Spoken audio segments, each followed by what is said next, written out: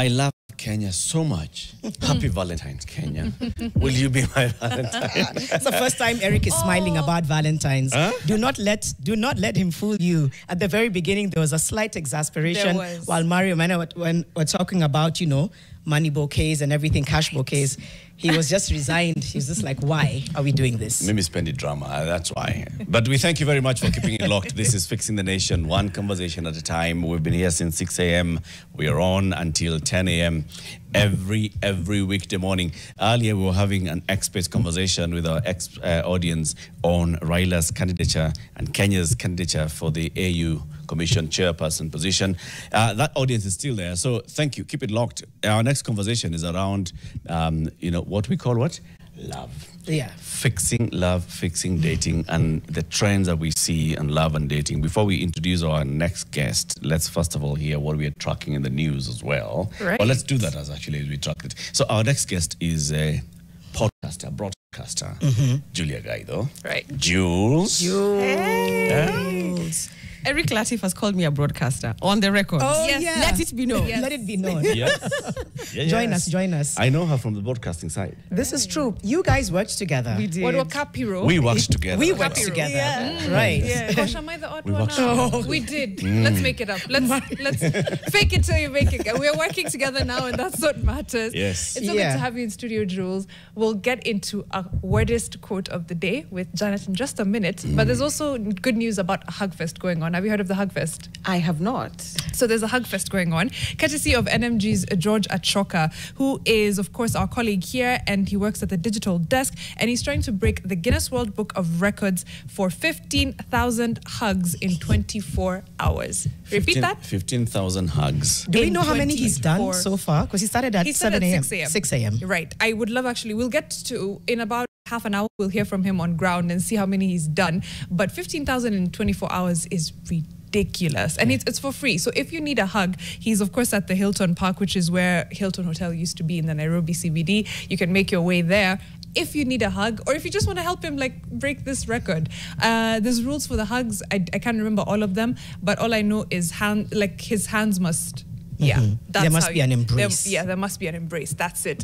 And it can't be too short, so it's not a 1, 2, 3, 4. It has a little linger, a little inhale, and then we're good to go. Oh, there we go. There he is.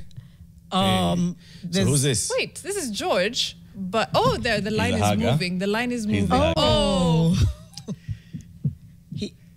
He's. So there's time. There's a gap between one hugger, Okay. one huggy to the next one huggy. huggy to the next one. He already looks like 15,000. he looks like he's really trying to catch his breath, though. Right. It can't be easy, mentally, emotionally, and physically. Divide by 24 hours How many? is 625 hugs Per an hour.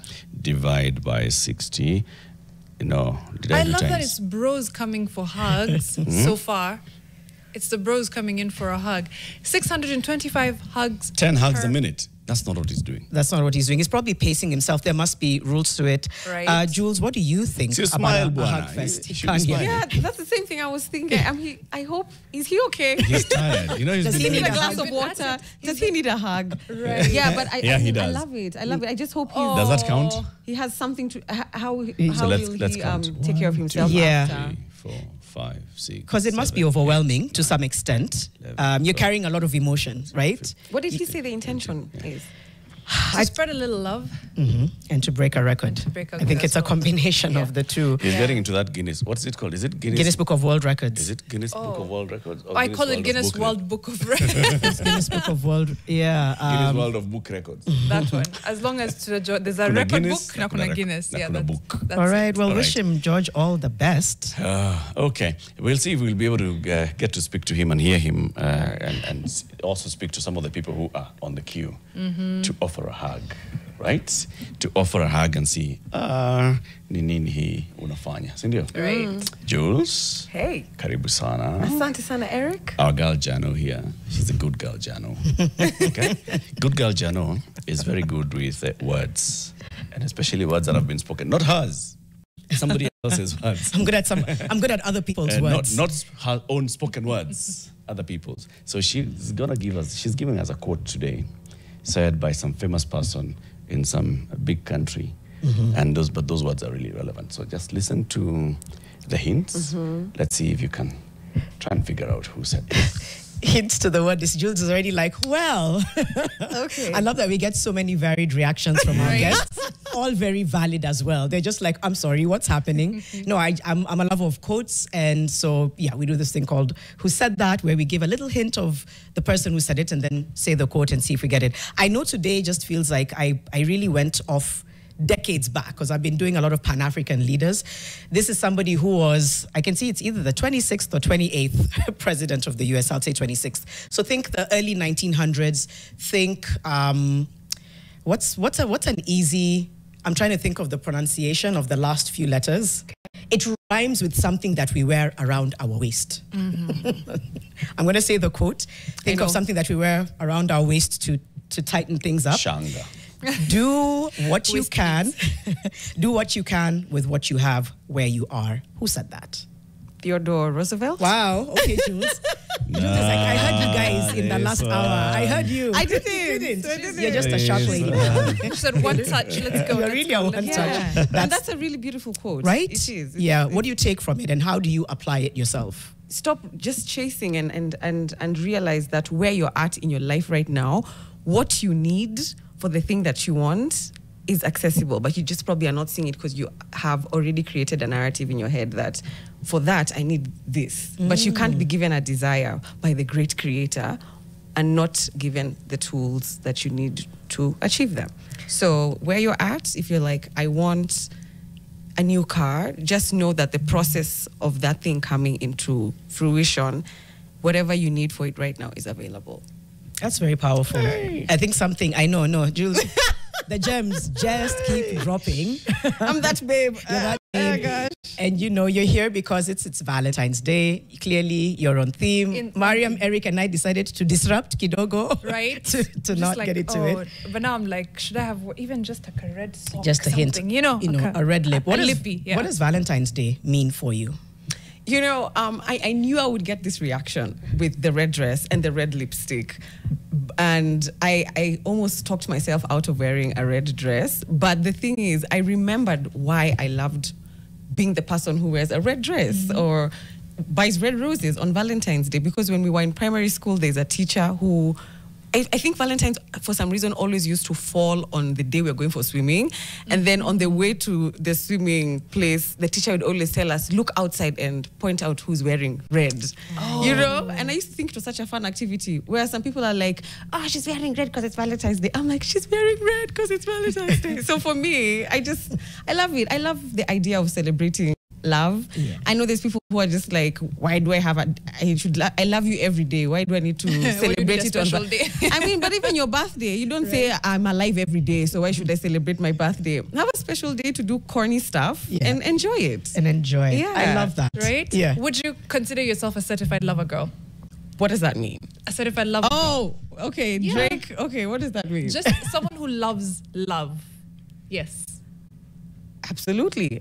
I do love love. Yes. Yeah. But I'm a bit more sober-minded about it. Okay. Now. Okay. Yeah. But I do love love. It's like, I love love, but I'm like, I know you come dressed in different outfits on different times of the year. And so you hoodwink me. Yeah. You play me. Yeah. Talk to us about, I know we know you, a lot of people celebrate kind of the work you do, but who is Jules and how did you find yourself in this space where you reflect on self-love, you reflect on self and personal development. Who is Jules in the space that you find yourself today?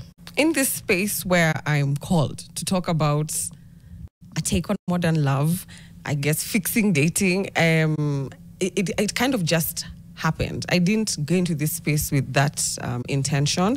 I have a podcast that I produced and also created called So This Is Love. So I am a podcaster. Is that the word? I get so confused. Is it podcaster or producer? So I'm a producer, but I also produce for other people behind the scenes. And both of them actually. You're a podcaster and a producer. Yes, yes. And the reason why this area of love and connection really stood out to me is I had gone through like a series of breakups around my late 20s into my early 30s. And when it got to a certain point, I was like, it can't be them, because I would always be like, you know, he's this and he's that and he doesn't even do this and that's why. And, you know, at some point I'm like, I gotta point the finger back to me. And that's really when the self-work began. And I decided to Issa Rae my life, because Issa Rae the bleep out of my life, because Issa Rae did that like with Awkward Black Girl, and I'm a huge fan of her work and her productions, and I really just wanted to turn this into something and create content for a younger version of myself. Like, what would I have want to have listened to or heard when I was going through what I was going through, and even in between the relationships, not necessarily in the trauma of it, just like as a single girl, what would I have wanted to hear? And that's how So This Is Love came to be. So what's the difference between what Jules had heard and knew about love in her 20s versus what Jules knows and hears about love today? Is there a difference? Absolutely. A stark difference. Okay. When I was young, how can I say? I got into relationships, and we're talking about romantic relationships. By the way, So This Is Love is not only on romantic relationships. It's a one-on-one where I sit with one guest and we describe a relationship that has broken down and the learnings and lessons you've taken from that in your current life, personal development. But we also talk to people who are we talk to relationships like father-daughter, siblings, business partners that have fallen apart. It's not just romantic relationships. Right. But for me, when I was younger, getting into a romantic relationship to me was like I had a script, which I picked up from the stuff I would watch and the books I would read. So in my mind, I went in kind of like, this is how love should feel. This is what he should do at this point. This is how I should respond. And for me, love was the euphoria part of it and nothing less. And then now, obviously, as I've gotten older, that's just a really small part of it. That's what gets you into the room. That's like your ticket into the playing field. After that, you got to work. Yeah. Kind of. Sometimes if it's too much work, maybe you need to. But like, yes, after that, it's different. There's a lot of stuff that goes, especially in modern love, because a lot of pressure is on that relationship alone. Whereas for, the man is not your partner is the person who is your best friend, your cheerleader, your gym partner, also your lover, also your movie date. Like your relationship and your nuclear family is everything right now. So there's been a general evolution from our parents' time, their parents' time, and our time. And actually, I think, just from my observation, as human beings, so we are social human beings, right? And the thing that's happening in your heart and in your mind really affect the kind of person that you are. The anger that we project, that we see our society projecting today, does it go back into our perceptions and our thinking of what, love, hate, relationships are all about? I think there's a connection. When I see, people's reaction to basic thing. I mean, the immediate reaction for a majority of Kenyans is a negative one. Even when you say hello to somebody, abareleo, simbaya, it's coming from a negative point, right? Is it because of, our lack of understanding of what, this whole thing of love is, our interpersonal relations, our expectations from one another, the trauma of not getting what I thought I expect from this person to be, so I project it on everybody else, children and parents and grandparents included. Is it a combination of all those? Yeah, Eric, first of all, I'm not an expert, but I do have very good opinions because I sit across so many people on this podcast. That to me just sounds like the typical fear of vulnerability, because it's safer, or we've made it feel like it's safer to be like simbaya rather than it's good, or actually I'm not okay. Simbaya. Yeah, exactly, because it's easier for you to, and also it's a function of like the human brain. We lean more to the negative. I don't know why. I don't know if it's that fear flight response, but like it's easier for me to be like, yeah, things are tough, man, rather than, things are good, things are okay, but not be authentic to that moment. And yes, we do lean to the negative, I think, because we are scared of being vulnerable. Because we see vulnerable as weak. And it is true, being vulnerable can be used against you by the person that you're opening up to, but it's a risk that you have to take to be authentic. Right. Yeah. A measured risk at that. But there's something I was reading about, like, the world is grappling with so many things, including low populations in some parts of the world. And they were like, people aren't having enough kids. And then someone went down and said, no, the deficit actually it's a love deficit. It's a relationship deficit. That's, before we get to the population numbers are dwindling, why? Let's, take it back a little bit and question ourselves. In a time when we couldn't possibly be any more connected. I can find you on the phone, on the gram, on the nana, right?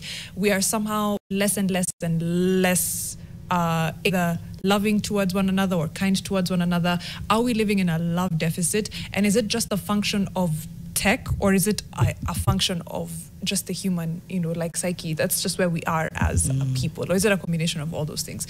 But let's just start with, are we in a love deficit? And I mean that from a romantic point of view. I mean that from friendships. I mean that familially, like all around. Yeah, I don't think we are.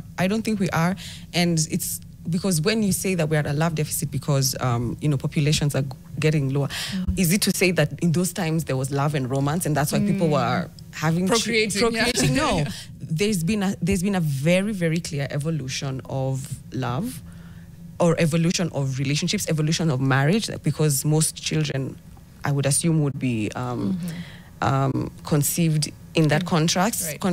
But then at those times, people were having children not because there's a love excess, or like there's a love homeostasis, I love or you balance. So much, let's have 6 No. babies. It's like we have a farm. We need to have labor, and we need people to take care of us. Like it was strategic. Right. And now it's a completely different ball game. You fall in love, then have children, and then if the love has finished in the marriage, then we get a divorce. And I think that's what's creating so much confusion and pressure, and that comparison to then. Yet the tapestry of relationships versus compared to that time is completely different. So I think we have to stop that comparing with the past and romanticizing what the past used to be. I do not want to stop. You don't want to stop romanticizing? Yeah. Because I think there's more reality in some aspects that we can borrow from that side. I just wanted to ask you, do we fall in love? Do we fall in love? Yeah. That's very open-ended In what sense? question. Do people fall in love right now? Fall in love? Yeah. Yes. So how do you know when you've fallen in love? You will know. When you know. Do you have a love deficit? That's the thing. Everybody has their own definition of love. Yeah. Okay? So you say you've fallen in love with this person, but are you talking about the same thing? Your expectations, therefore, are here. Their expectation is here. And each of you is operating on a different plane. Absolutely. And then you start clashing because you read in the books, you see in the novels and in the movies and all that people behave like this when they are in love. Janet got a dozen bouquets, 500K in bouquets on Valentine's Women Day. buy chocolate. The translation of love is this, your translation of love is the other. In the old days, yes, there is love, but love is more of, there's respect, there's all, and I love you because I know you mean something to me. There's a lot more. There's something tangible about it. Exactly. We are in this. You are my sibling. I love you. You are my parent. I love you. And it doesn't, I'll have expectations, high, low, we will fight, we'll come, but in the end, I love you. And I know I will not end this because we were born together. I'm not going to end it. We get into a relationship, into marriage, we go through this entire, society laid out procedure of coming together and starting a family together. I love you. I love you for who you are to me. I love you because we got into this, we are starting a life together. I hate how you chew. I hate the fact that you speak so loudly. I hate how you talk to me, but I love you. So there's a basic of I love, and I can deal with this. And therefore, there's some level of respect, and it's enforced by society. Today, there is no enforcement by society because society is all over the place. And the expectations and the relationships are all over the place. So we end up fighting constantly and getting out of love. You fall in love 79 times. Yeah, and I wanted to find out from Jules whether these kinds of themes are some of the things you've encountered even through your podcast, just the mismatch of this word love and what Eric is saying. Have you encountered any of this? Are there any themes that keep coming out in your podcast that speak to either love or intimacy that either surprise you or that you're just like, this is now the norm? Yes, absolutely. And the thing is that the themes that keep coming up, I know whenever I speak about them, it's not going to, you're going to be like, really? You know? At the end of the day, out of all these stories that I listen to, what clearly stands out to me is that the love that we seek from other people, or the validation we seek from other people, you know, maybe in a non-romantic setting, you want your parents to see you, you want your teacher, your caregiver to approve of you. That love that we seek is really self-love. And I know a lot of people are not satisfied with that answer because they want me to give them a toolkit, but it really, really just comes back to you. And that love is the love you have for yourself and also your connection to your creator, because God is love. So I'm not talking about just romantic love. This is appreciation of self, understanding of self, and really, really having a high self-worth, a positive self-view, self-identity. That is the number one theme that really stands out. It all goes back to you. It all goes back to you. It all goes back to you. And to speak to what Latif has said, you know, the thing with humans is that we try to make everything similar. Like the spice of life is variety. The way Eric wants to love is like that. It's very practical. We got together, we understand what we need, these are my expectations and these are yours, and we're happy. And there are others who want the other thing. We want love, we want romance, we want date night, we want to talk about our love languages and our attachment styles, and that's still okay. Valid. Yeah, but you know, I think we just have to look at every situation where you're at now. The truth of the matter is, the way people are dating today is not the same way as before. That's the reality. And what has caused that? It's that expectation and pressure on that nuclear family, on that one person for your everything. And so it has created all this multitude of problems, and also social media and instant gratification. There's so many things. And so those are the things that have brought us to this question mark. Why are we the way we are? And I bet you if we turn back the clock to 100 years and we ask those women and men what's going on there, they'd have their own issues, you know? Right. They'd have their own issues. And they would say probably, you know, the dating... Soko, if you ask someone 100 years ago, they would say their version of soko ni chafu. Truly, they'd probably say the same thing. And then we fast forward to now, and we're still like soko ni chafu. A future generation will be like, what is this dating scene? It's completely bonkers. But then maybe it's perhaps to learn and figure out how do we dissociate like those expectations, right? And I think that's what we'll get into then. How do we dissociate from expectations versus reality? And what's reality versus me settling? What is me being reasonable versus me settling and compromising myself? I think that's a good place to get into it as well. We'll get back, but hashtag remains Fixing the Nation NTV. Of course, if you have any questions, the YouTubes are, they're popping. We'll be back with Jules in just a little bit.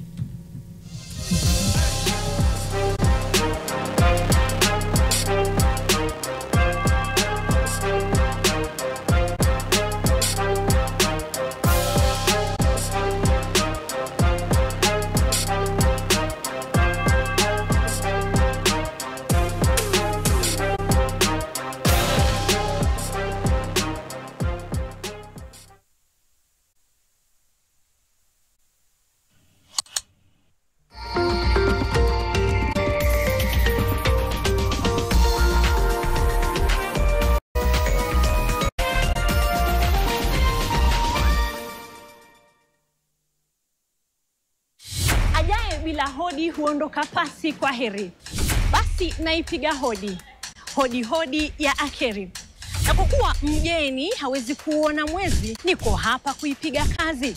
Ya siri kuyaweka wazi, bidii kufukuza ajizi. Magharibi, mashariki ya minazi, kuangazia kusini hadi kaskazi. Wigo kutanua, mawimbi kupanua, adhuhuri hadi jioni. Kikosi kimeniita. Nikaitika. Nimetua. Jina langu ni Cecilia Wakesho Mathuva. Nguvu mpya ndani ya NTV.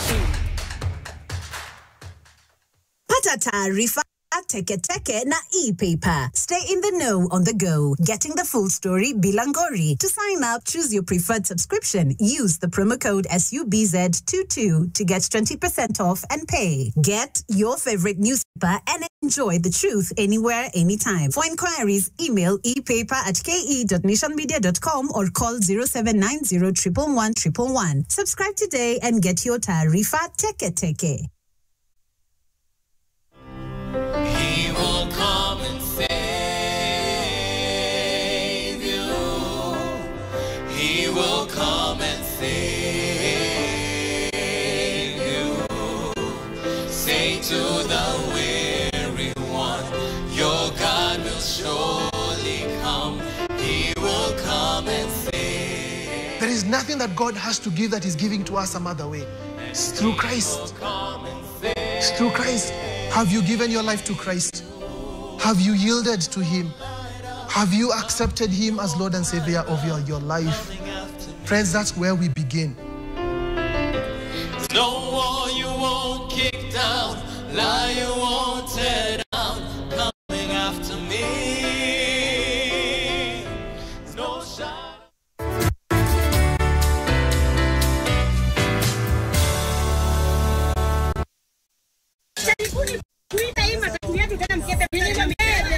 So is survival. When love once lost.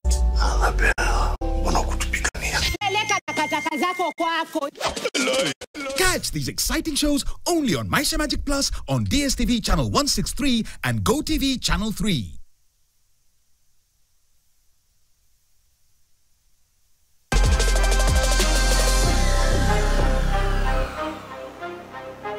Before the death of Abraham Lincoln, the former president of the United States of America, he said very clearly that it is the government of the people for the people and by the people, not the government of leaders by the leaders for the leaders.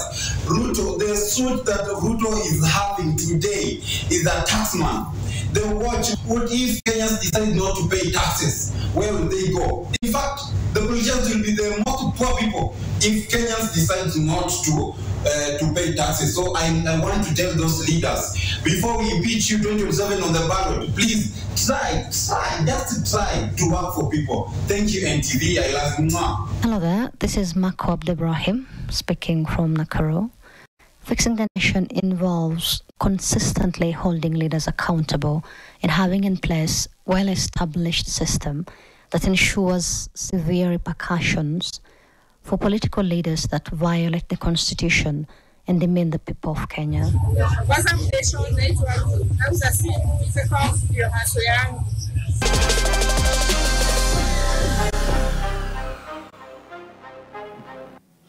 Yeah, WhatsApp Nation. How do you send us a video onto WhatsApp Nation, Janet? How do you send one? Landscape mode. Mariam and Eric had to remind me, Janet, it's not portrait, it's landscape. Lalisha Simu. Lalisha Simu, okay. My name, where I'm WhatsApping from, and what your WhatsApp Nation message is. Our first friend who didn't leave his name clearly had something to get off his chest. Sometimes it's just something that you're celebrating around you, something that you think needs fixing. Just let us know. We've had so many from different parts of the country and we love them. And that number is 0112-500-400. So please send up a WhatsApp Nation video, and who knows, you might see yourself sometime next week. Right. Today we're WhatsApping on love. Like that. WhatsApping on love. WhatsApp love. WhatsApp Love Nation is where we are today with Julie Gaitho, who is a podcaster. So This Is Love is the name of a podcast. And I know a lot of the episodes have made conversation, but there was one in particular that really made conversation, Sophia and Bumpy. And I don't know whether we'll get a chance to get into that and kind of what it means for how people are navigating relationships right now. There's also on your screen images of George, who is trying to attempt to at least get to more than 9,000 hugs. The current world record, as we've just seen, is 9,000 hugs in a day, in 24 hours. So he'd said 15,000. But at least if he beats 9,000, he'd still have set a world record. We don't know how many hugs he's been able to give right now. He is there, arms open, waiting for people. We're yet to confirm, and we'll hopefully let you know. Just wishing him all the best. I can see he's pacing himself, though, and that That's good. Right? And you can tell people's like different level of need, because some people are in for like a quick in and out, and some people linger a bit and they make sure that they get their full hugs worth, if that makes sense.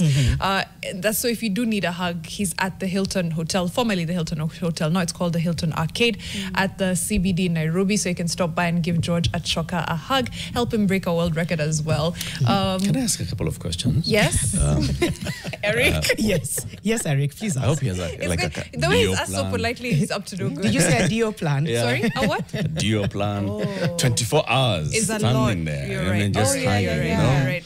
And the people who are coming as well. I mean, when you're pursuing these world records, I've seen people needing to, I think there was a lady who made it for hugging a tree for the longest. You have to eat there, so people are feeding you. I don't even know how you use the bathroom. But that's what happens when you're pursuing a world record. Right. There's a health break. I know he has a health break. There's a health up. break. Yeah. Is it long enough That's a moment when he just goes in and, do like a sponge bath like this, just freshen up and all. Because water does things, to just giving you, revitalizing your energy. Yeah.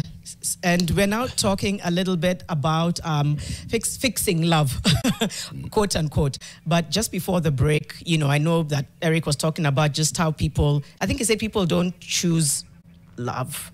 Is that what he said? Am I misreading it? But basically, I think the conversation we're trying to have, Jules, is how can we redefine love and expectations? Because I feel like in this day and age, the expectations supersede what somebody can bring to the table, and then it just disintegrates. I expected this from you. I expected you to stand with me even when I was at my worst. What do we need to rethink when it comes to our approach towards just kind of sustaining, loving, healthy relationships? I think we should, what I'm noticing, let me tell you what I'm noticing as a trend, is that with this generation, the millennials and the ones before that, are we boomers? Boomers. Boomers are much older. Boomers, Gen Y. X's? Gen Y. Millennials are Y. Millennials are Y, so it's the you're right. It's X. you guys. The X's, yes. Yes. The boomers are before the X's. Yes. You But were okay, the saying, older oh. millennials, you see, there's so much information. And there's such a risk of diagnosing everything.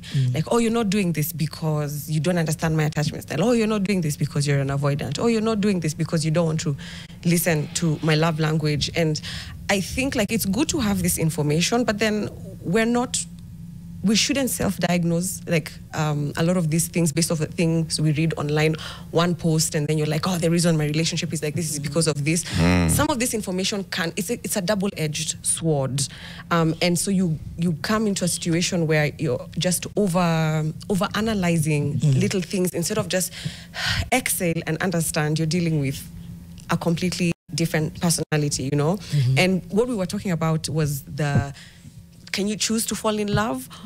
And is love a choice? I think that falling in love, for me, in my opinion, I mean, it's hard to control it. Falling in love is tough. But once you're in a relationship and the honeymoon phase has dwindled away, whether you like it or not, all relationships get there. It's backed by research. It doesn't mean the absence of a honeymoon period is an absence of happiness in the relationship. It just means now you're seeing the person for who they are, and there's no more performativeness. I was in a long-term relationship where I was like, there's no way, this is it. Like, all the boxes have been checked, the I's are dotted, the T's are crossed.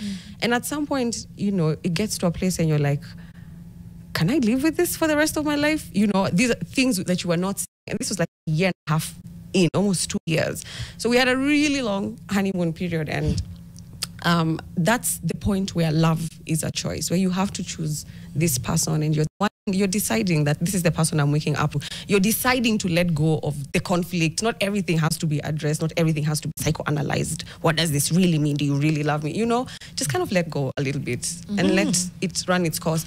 And again, I go back to self-connection, self-love. You need to always connect with whoever you call your creator, because it affects how you interact in that relationship. Right.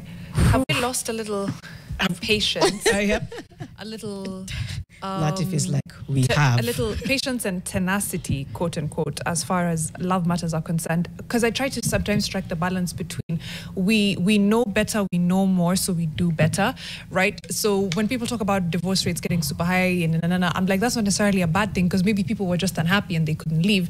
That's fine. But then also, are we too quick to leave, too quick to dismiss, too quick to, just kind of abandon everything. And what's that sweet spot if there is one? And how do you know you're in the sweet spot versus you're a runner, a track star, or you're the person who's staying in terrible things for the sake of appearances or because, you don't want to be a quitter, quote unquote. I think the best person to answer that is somebody who is in a long-term relationship, a marriage that has gone on for like a decade plus. For me, I think the rates of separation and divorce is not, it's more on, I don't know if I should say this, but like women being more economically empowered, because before it's a huge, money is literally at the center of relationships. It's not love and romance.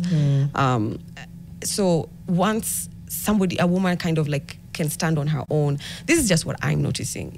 There's now that thing of can I take this? Because you have women who are working and they're still the caregivers. Whereas before, the role was the woman is the caregiver, the homemaker, and the man brings in the bacon. So there was an imbalance, yes, in the fact that the woman could not pursue what she wants, but there was that balance of everyone knows what they're here for. But now when you have the woman bringing in the same amount of money or thereabouts, she's still the one carrying a child 9 months. She's still the one waking up at 3 a.m. to breastfeed and then making sure the kids are ready and then going to work and coming back home, making sure there's dinner on the table. It caused that imbalance. We have to figure out what that looks like. How is that related to love? If you said that love is this emotional thing, right? I didn't say that. If we said that love is, it's emotional, it's all, because, so here is one person who is, their economic contribution is here, is in the home, is in whatever business or farming activity that they're doing, and it's not quantified as, in terms of tangible things. It's more than the other one, right? And then here's another one where there is some quantifiable measure of contribution, money-wise. And then now you add in all these other activities. Why would these two, why would one fall out of love because they are contributing more than and the other one is not? But I think that goes back to what we just said, that past honeymoon phase, right? You're choosing, right? And when choice comes in, then there's things informing. Exactly, and which is my argument, that we misdefine love. Yes, love is not an emotion, Eric. That's not what we are saying. We misdefine love. Love is not just the emotion. This is what the younger generations are making a mistake of. They are going with that feeling, that because I met this person and I felt this, in whatever I felt, that I expect to feel this way, all the time. All the time. Yeah. And it's not that I expect to feel this way. I expect them to make me feel that way all the time. So you lose all this other, practical side of things. And when the practical side of things, reality starts hitting, you start asking yourself, but how come? I'm not feeling? Yeah. Are you really not feeling? That's where TV and the media, TV and the media misled us. Yes. Love is not just like I said, I feel like not that love is not romance. Just. Love is a part. Okay, let me say this. Those feelings, those emotions are a part of love. Love is not one thing. It's so multifaceted. Yes. And it's patient, it's kind. It's patient, it's kind, exactly. Yeah, I think people don't invest. I like, this is Dan Carlos Mwangi on YouTube. Carlos. Love today is often romanticized as a perfect, effortless connection. An intense spark, grand gestures, and someone who just gets you without much. But real love isn't a highlight reel. Hey, Sawa Don Carlos. I think absolute utter nonsense. For example, this one, all right? Oh gosh. The cash bouquet. Yeah. This is a grand gesture, but it could be that Eric, behind the scenes, there's something more than a grand gesture. It is the commercialization of love. Yes. Because and then also because we are competing. You want to be better than the Joneses, so you want to do yours. So you want to actually do your Valentine a day before Valentine, so that everybody can first see you, get the limelight by yourself, and all that. What is this? I think it's the highlight reel. This is your thing you're doing. You're marketing maybe it's yourself. love for her. Maybe for her, the thing, her thing is gifts, and she wants. It's okay. Your thing is gifts. Yeah, it's all right, but that is not a definition of love. The reason why I'm raising all these issues is because look at our society today. Okay? Let's just elevate this conversation beyond just the romance of love and all, and what's happening in our society today. We have people with mental health issues. Right? We have people, we have many, broken families, people who are growing up in broken families, people who are then now feeling that because this family is broken and no longer they love this person, the love is broken and all, children who are growing up wondering, so what is love? Is love? All these things are contributing to very many things about our society. And it's because we have started, we were on this line, this is life. Life is about this. And you love the people that you are with, despite this, regardless of the circumstances that you find yourself in. Regardless, you make compromises. Yes. Life is about compromise. Not every hill is worth dying fighting for. Agree, Derek. People fight over and you define that as love. And then you get out of there and you're getting to your workplace. You are fighting with people in your workplace because you're feeling, I'm fighting with you are creating something that you can't even define yourself, and letting that define you and how you live your life. And that's only if you're in perhaps what I would say a healthy relationship, because there's also the other side where staying shouldn't be an option if it's not healthy, if it's not safe. I always like to and you ended up showing Sophia, I think in many ways, that she was dealing with domestic violence. Remember, there was an element where you told her, do you know that's what you're doing? We need to contextualize it for guys who have listened to, so this is, but just to finish on Eric's point, because it's really bothering me. Is it possible to separate perhaps then love, from the practicalities of it, even when like love is a choice, it's conscious, etc. But at some point, if you're doing things out of duty, out of a sense of commitment, out of a sense of respect for someone, it's okay to separate that then from these other emotional things and to be like, I don't love you in this super like way, but I'm committed to you. I love you. I am committed to raising these children or doing things like that. Is it possible to separate those two and be like, that's okay? I think for me, people think love romance and romance gestures, and if that's lacking, then is something dead here? I remember telling somebody once that a lot of the time, I think a good relationship or marriage actually sometimes is pretty chill. Because I was telling somebody, sometimes in marriage, like the mundane isn't an issue. It's just part of it. It's just that we're always putting activities on things which sometimes just need a moment where it's the everyday. You go to work, or before you go to work, kids are ready, you kiss each other goodbye, go to work, have a work day, come back home. Hello, how was everybody? Have dinner, go to bed, repeat. Even though somebody like that should probably integrate things like date night, etc., I think the problem is that we've normalized that gestures have to be a constant in relationships, whereas those are the things that for me are misleading people. Number one. Number two, I always look at it as an investment. And I said not too long ago in a video that people choose a good time over a good thing. A good time is a good time. Feel good vibes, you do your thing. You've had fun. If it turns into a good thing, that's dope. But sometimes people don't want to invest in a good thing because a good thing takes time. And you're getting impatient. You're like, okay, she's cute, I like her. But it's been 3 months, we've only gotten to Sijui, which base or whatever it is, or it's been a year, and you're already getting restless. That, for me, is what I've observed more now.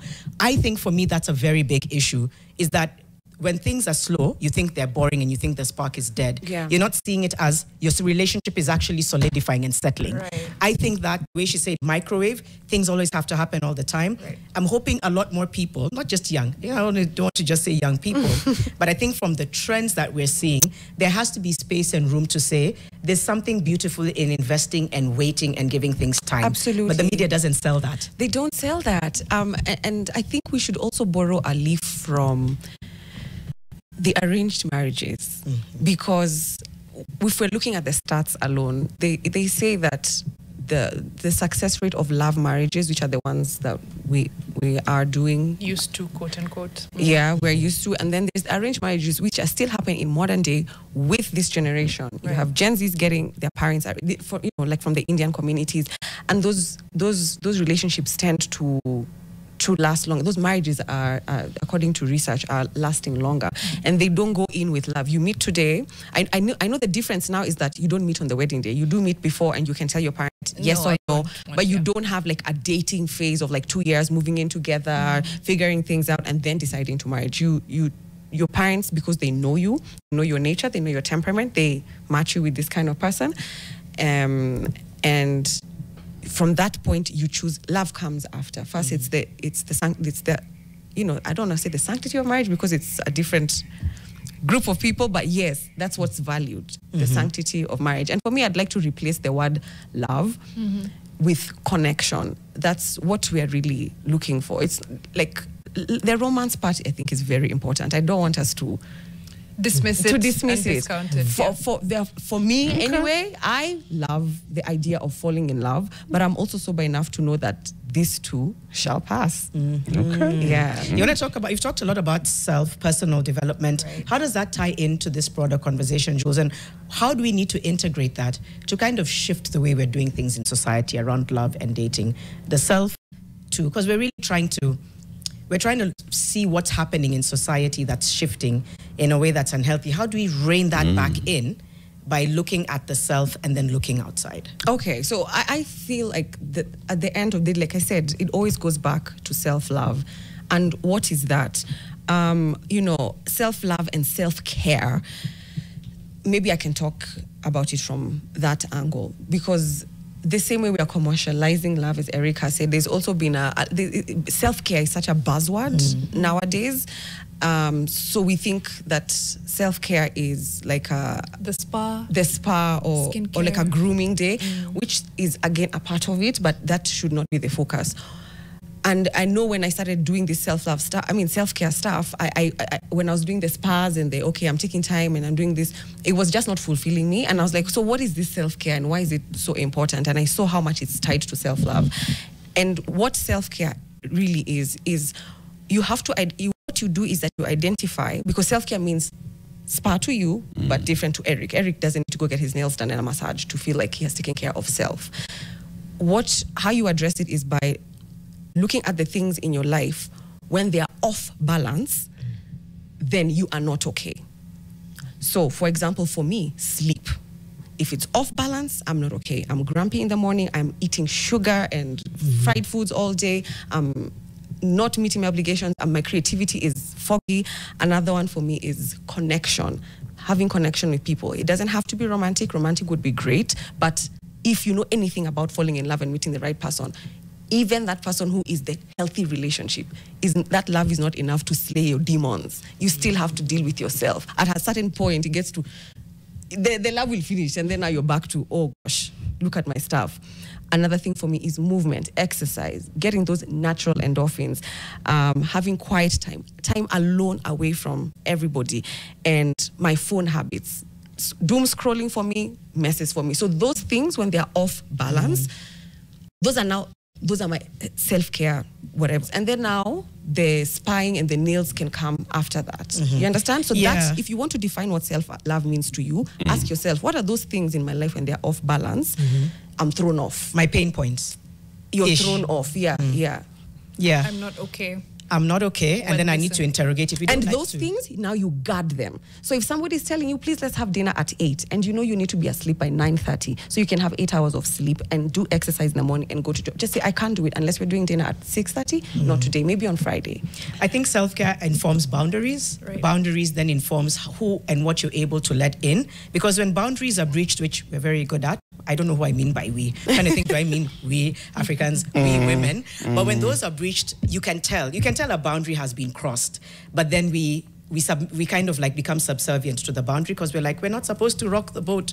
And yet, I think the more you look inward, and for those who, like you're saying, if, pray, and you're able to link my prayer, God, spirituality, and self, that balance begins to inform what you can and cannot tolerate, what you can and cannot invest in.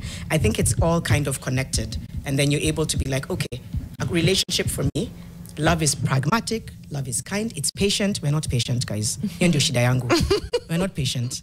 And when you're patient, you lose. That's what happens now more than ever. If you say so. we all need to get to that level where we look back and ask ourselves, why is there so much hate in our society? There's hate everywhere. It's tribal hate. it's work, hate. I mean, the first thing that somebody's reaction is going to be, it's a negative reaction and just need a trigger and it blows up. Mental health issues. Let's just look back and ground ourselves on what matters. Jaza, I've been dating my girlfriend for 2 years recently. She told me sometimes our relationship feels more of a friendship than dating. The way I understand love and dating, that is the spark is dead here. You know what? Anyway, Jules. Yes. Thank you. Let me tell you before we say a lot of thank you and goodbye to Jules that it's Valentine's Day, and the Nation Media Group is saying happy Valentine's to you by giving you a free copy of your favorite publication using a coupon code that I'm going to give you. So if you'd like to access the Business Daily for free today for 24 hours on the e-paper, just go to epaper.nation.africa, choose Business Daily, and what you are going to do is you are going to see you're going to be asked for a code, put Fixing the Nation to get the free Business Daily e-paper copy. That's epaper.nation.africa, choose Business Daily. The coupon word is Fixing the Nation. If you'd like the Daily Nation, the coupon is Nation-Love. If you'd like the East Africa, it's the region as one word. If it's Taifa Leo, Mapenzi Tele. But if you get a copy of today's paper, you'll even see a QR code that takes you straight into that, and you choose what you like. Again, for Business Daily, Fixing the Nation. For Taifa Leo, is Mapenzi Tele. For the East African, is the region. And the Daily Nation, Nation-Love. Haya, maneno ndio haya. Yeah. We're about to say goodbye to Jules, but a big, big thank you. I think my biggest takeaway from this self-love. I think everything from there can build. Even when things do happen, love goes sour, etc. goes sour, at least there is your not your fallback plan, your core, your foundation is yourself, and that's a beautiful thing. So that's what I'll take away from today. Happy Valentine's Day. Happy Valentine's Day. To Janet, to Eric, to all our fixers. Thank you so much for joining us. Spread a little love, but more importantly, pour into yourself today. Love it. Thank you so much. This has been Fixing the Nation, one conversation at a time. Have a lovely weekend. We know we have Winnie Lubembe for your world. I'm guessing still talking about love. Do we cross over to Winnie? If we can get Winnie and get into your world in just a moment. Right.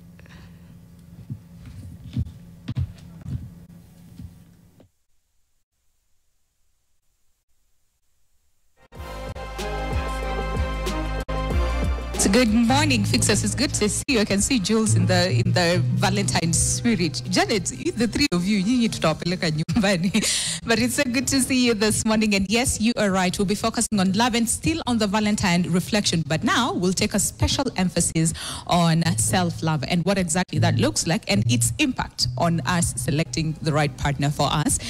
A very interesting question, which I want to pose to you in studio, the fixers. And it's a very simple question, and that is, if your love life was a song, what would it be and why? I'm curious. Janet, Eric, Mariam, and Jules, what would it be like? What would be the name of your love life in a song? Wow. It will be practical. Oh! Wow, Winnie, as we're waiting to answer, we've been given chocolates! Jules must be ask that question again and I'll tell you. Chocolates. Jules must be a good luck charm. Come again. We've never gotten this before. Thank you. Thank you. Oh. Thank you very much. Thank you. Oh, thank you. Thank you very Valentine's much. To you. We value all of you. Thank you. Thank you. Thank you. Asante sana. Asante sana. Winnie Lubembe is live and she's watching us and she's just feeling sorry. Usijali. Look at me. When you come back to the office. Oh, you've already. Thank you very much. Thank you for tuning in to Fixing the Nation, one conversation at a time. Join us again on into the weekend. On Monday, we'll be here from 6 a.m. to 10 a.m. But don't go anywhere. As you can see, Winnie Lubembe has some good conversations on your world about love. Yes.